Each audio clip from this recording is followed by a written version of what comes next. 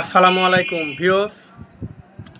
আমি একজন TV LED rice cooker technician. আমি ইলেকট্রনিক টেকনিশিয়ান। আমি কিন্তু আমার এক ভাইয়ের সাথে কথা বললাম। আমার ভাই কিন্তু ভাঙড়ির ব্যবসা করে। তার নাম হচ্ছে আনোয়ার।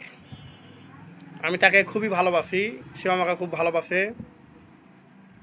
কিন্তু ভাই, তার কাছে আমি যে ভাঙড়ির ব্যবসা যে কষ্টর কথাগুলো আমি শুনলাম, তাতে আমার অনেক কষ্ট হচ্ছে। একজন মহিলা 50 টাকার মাল দিলে বলছে যে 150 টাকা ভাই দাও, আরেকদিন দিয়ে দেব। কারণ তিনি হচ্ছে সরল সহজ মানুষ, মানুষকে করতে পারে না, বলতে পারে না, তিনি অভাবী মানুষ। আর একজন বলছে ভাই ব্যবসাতে যা গ্রামে যে দাম তো কমে গেছে, 10 টাকার মাল কেউ 15 টাকা চাইছে। আগে তো 15 টাকা বিক্রি ছিল, তখন আলাদা হিসাব, এখন দাম কম, তো কিনতে পাচ্ছি না, এখানে ব্যবসাও হচ্ছে না,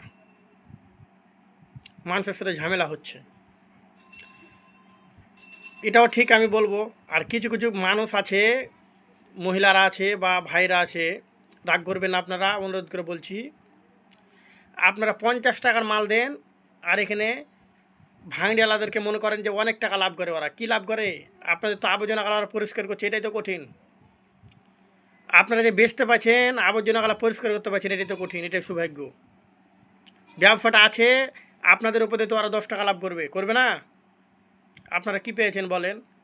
আপনারা তো খারাপ করছেন ভাঙড়িওয়ালাকে। ভাঙড়িওয়ালাদের দোষ নাই, দোষ হচ্ছে আপনাদের।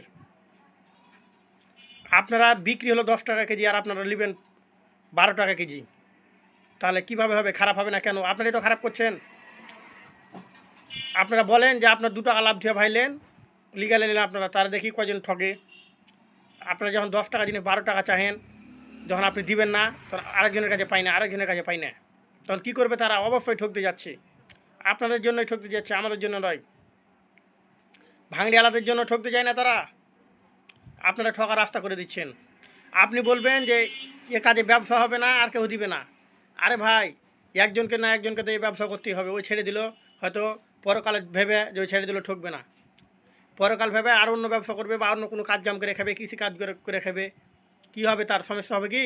কিন্তু একজনকে না একজনকে আসতেই হবে এই জায়গায়। তাই ভাই, ভাঙড়ি আলাদের সাথে দাম দর কোনো লোহা এটা সেটা, তাদের সাথে কঠিনতা তো হবেন না। তাদেরকে দয়া